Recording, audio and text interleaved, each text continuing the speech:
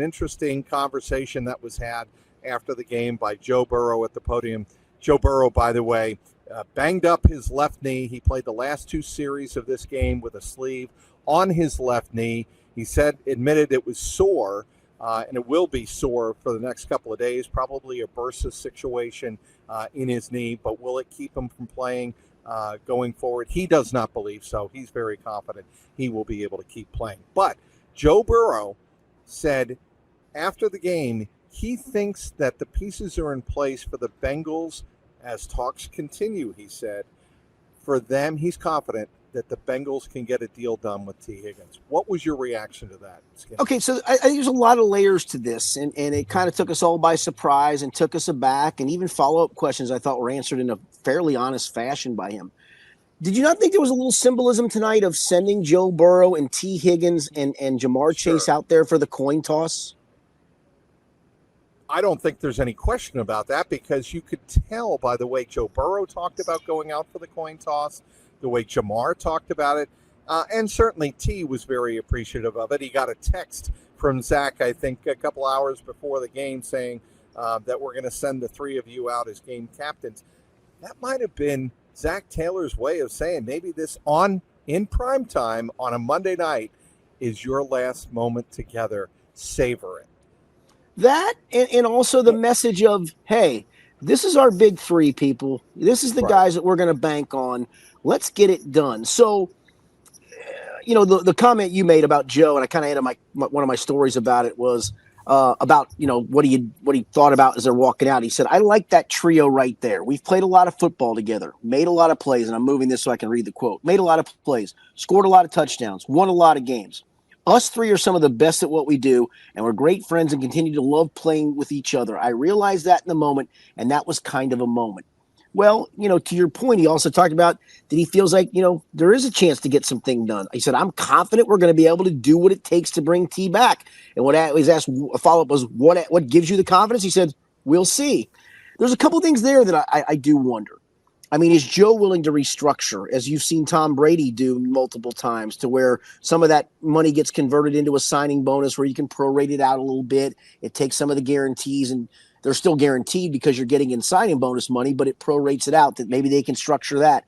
Maybe they figure out a way to talk Jamar into structuring that, or they give Jamar an X number of guarantees and say, hey, we want to renegotiate this in another year. If you guys want to keep T around, we're going to have to keep playing some machinations with the contracts. Yes. As Jamar said, it 100. The quote was from Jamar Chase after the game. It 100% can get done.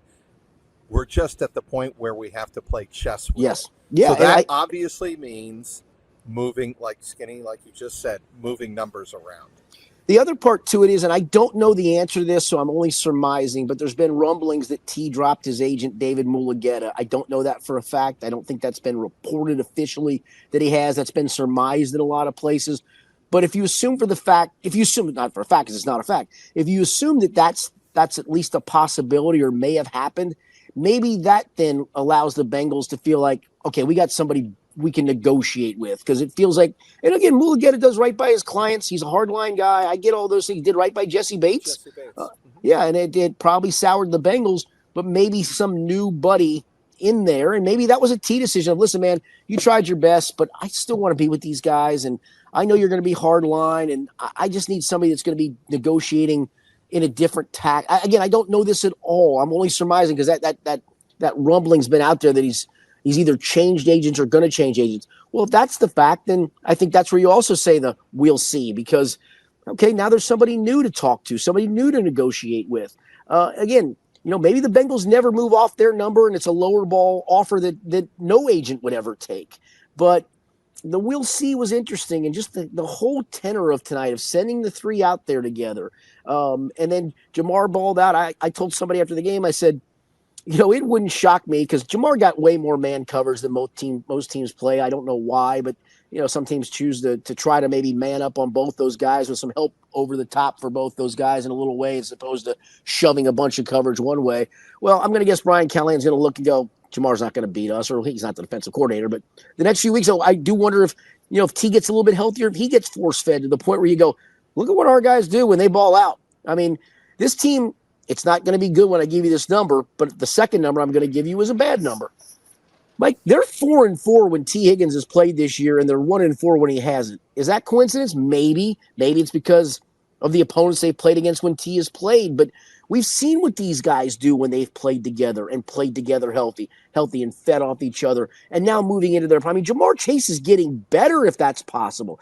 I think T's, honestly, if you look at T's per game numbers, Mike, T's per game numbers this year are the best of his career. Now, he's been hurt, so he's missed a bunch of games, but his per game numbers have been the best of his career. So they're just continuing to ascend.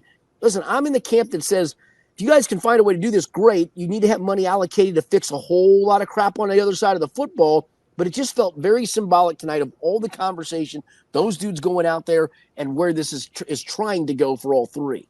So at Jamar Chase's press conference, Skinny, and I think you were there for this. Yep, I was. Asked Jamar about running it back. Would you be open to the possibility, or have you even thought about what it would be like at least to get one more year? Give me one more year with Jamar, T, and Joe Burrow. And he said, yeah, it has crossed my mind, and it crossed his mind right before being sent out for the coin flip. And right after that, when the three of them went back to the sideline, it crossed his mind because it was such a seminal moment of the evening.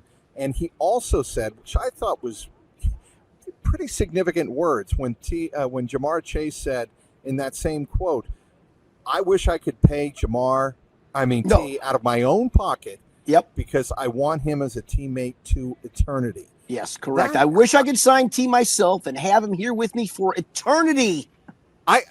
Those are powerful words. Yes, don't you think? Absolutely. So it felt like they had a card to play tonight in this regard, all of them. And I don't know if you play that card if you lose that game, right? But you were able to play that card because you found a way to win that game. And it felt like they decided, this is the moment we're playing the card. This is the moment we're going to slap it down and go, guys, we all want to be back. You can make it work. We're going to try to make it work with you. Let's make it work. So about Jamar Chase, it was interesting because Joe Burrow said, again, about Jamar, pay him whatever he wants. He's worth that and more. I mean, it's no shock here, Skinny. We're not breaking news. But I think Joe Burrow knows he is not the quarterback with the numbers he has without Jamar Chase. And it's also interesting, and I think Paul Dehner Jr. asked this question. Have you ever thought about what it would be like not playing with Jamar? And he said, no, I never have not played with Jamar, and I hope I never will. Yeah, he said, we feed off each other. We make each other better. We're both really smart players. It is tough to take that away when you have a really smart receiver that you can be around, do a lot of things with. Hopefully we can play together as long as we're in this league together. And I think that's the case. I think they all realize what they mean to each other. And I think it's good. They're a very self-aware group, the three of them together. And I have thought, ever since I started covering this team in 2021, Skinny, they are different in that, yes, Jamar has his want to put up numbers, and he wants put up great numbers because he feels he's a great player. But I've never felt any one of the three plays with a selfish tone or bone in their body. I really don't. I've never seen like weird hand gestures, maybe an occasional where there's a moment of frustration, and that's fine, but it's not a consistent thing. You never hear Burrow complain about these guys coming to the huddle going, I'm open, give me the ball. And that's what receivers do, right? I mean, it's the diva group of diva groups. They all think they're always open. They all think they're underpaid. They all think they're underfed the football.